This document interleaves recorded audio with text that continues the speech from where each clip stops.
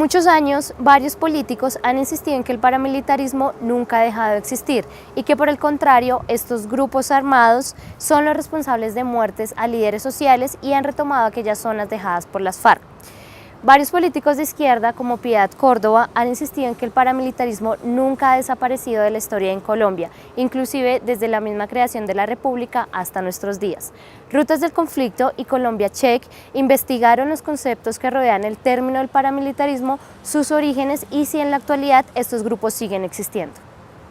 Los grupos de autodefensa son aquellos grupos a los que el Estado les dio la capacidad de armarse para salvaguardar su terreno en función de una lógica contrainsurgente. Es decir, estos grupos que se armaban solo era para hacer operaciones defensivas en caso de que la insurgencia, llámese FARC o ELN, los atacara.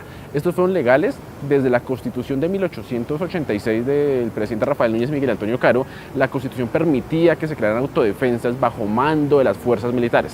El problema es cuando se crea jurídicamente la herramienta para crear grupos de autodefensa y no bajo control de las fuerzas militares. Es decir, la autodefensa tiene una lógica contrainsurgente. Y lo otro son grupos de justicia privada, que ya son grupos de empresarios legales o ilegales que crean grupos privados armados para defender su operación criminal o legal. Las autodefensas, como las conocemos realmente, nacen desde 1964 en departamentos donde existía el latifundio, primero, y dos, donde había alta presencia de la insurgencia, FARC, ELN o en su momento M-19, Quintín Lame y pues la miríada de guerrillas que tuvimos. Todo lo que en este país resultaba malo para las oligarquías, entonces eso era causa del comunismo. En los años 70, cuando las FARC comenzó a extorsionar y a secuestrar ganaderos, Ramón Izaza, un campesino de Sonsón, Antioquia, decidió convocar a ganaderos para formar un grupo de autodefensa denominado Los Escopeteros. Para 1978 ya habían extendido todo su dominio a varios municipios de Antioquia. Ya no solo eran un grupo de autodefensa, también se autodenominaban una organización de limpieza social. Todo lo que era todo este municipio de Puerto Boyacá, todo esto era zona guerrillera. Era constante con las vacunas, con los ganaderos, con los finqueros, con los parceleros. Eso mantenían, era detrás de esa gente, sacándoles plata, extorsionando. Se les llevaban los animales, el ganado, los caballos, todo lo que ellos necesitaban de esa finca se las llevaban y nadie les podía decir nada.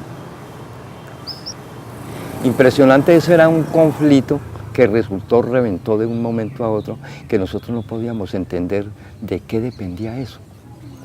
El depender de eso era que si usted saludaba malo y si no saludaba también.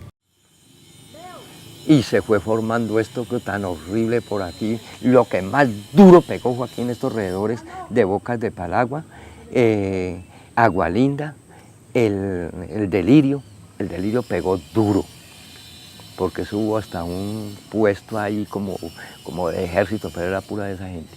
En Puerto Boyacá, ganaderos como Luis Suárez, Gonzalo Pérez y Henry Pérez, en alianza con militares y políticos como Pablo Emilio Guarín, decidieron unirse para formar un grupo paramilitar con el fin de combatir los frentes 11 y 12 de las FARC y formar toda una persecución en contra de políticos y líderes de izquierda. Una unión de poderes y circunstancias como el narcotráfico y el apoyo militar hicieron de Puerto Boyacá el epicentro del paramilitarismo en Colombia. ¿Qué es lo más importante para que nacieran esas autodefensas en Puerto Boyacá? Una, y que digamos es lo que viene a denominarse o que le da la característica de paramilitar, y es que tenga el apoyo de las autoridades o de algún tipo de autoridad. Entonces, por un lado están las autoridades militares, pero también hay un apoyo de las autoridades locales administrativas, ¿sí? ¿Qué otra cosa confluye ahí que no confluye en otros grupos primeros de autodefensas campesinas, digamos?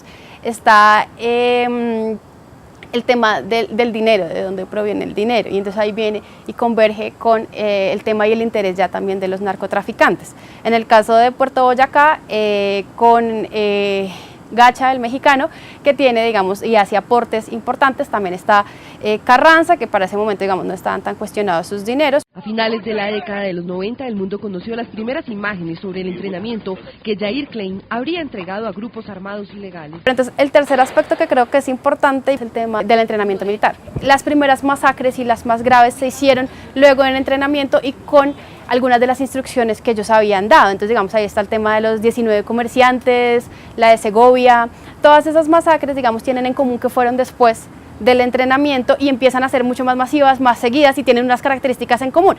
Desde 1984, los paramilitares comenzaron a botar los cuerpos de sus víctimas al río Magdalena. Según miembros de las autodefensas, se trataba de una política de limpieza social. El pueblo se llenó de pánico, de miedo. Los que pudieron la forma de irse se fueron, pero los que no pudimos arrancar, nos tocó quedarnos aquí y vivir todo eso. Entonces ya comenzaron con las masacres, con las muertes. Todos los días eso había dos, tres, por ahí botados ahí en las calles, allá afuera, ahí donde está el aviso que les digo, por ahí en la Y, que le decimos, eso ahí amanecían 2, 3 botados ahí. Digamos, si sabían a dónde había un expendio de droga, iban y mataban a ese expendedor y a su familia, porque por aquí arriba mataron a una familia completa así. No se salvaron ni los niños. Las cosas de acabar hasta con familias. Yo estuve, por ejemplo, viviendo, aquí en esta casa, ¿cierto? Un ejemplo, casa no, este ranchito. Y ahí, donde está esa otra, ver una matazón de 7, 8 personas, que uno no sabía de qué o por qué o de qué dependía la muerte de esas personas, que nosotros sabíamos que eran personas sanas, trabajadores, humildes. Para varios sectores de la sociedad, los grupos paramilitares como grupo armado de los años 80 y 90 no han desaparecido. Sin embargo, aún es muy confuso si estos grupos, responsables de la muerte de líderes sociales y desplazamiento de poblaciones, tienen todas las características de un grupo paramilitar como lo hemos conocido en Colombia. Los grupos de neoparamilitares, como lo llamamos hoy en día, simplemente son grupos de criminales desmovilizados de todos los grupos armados.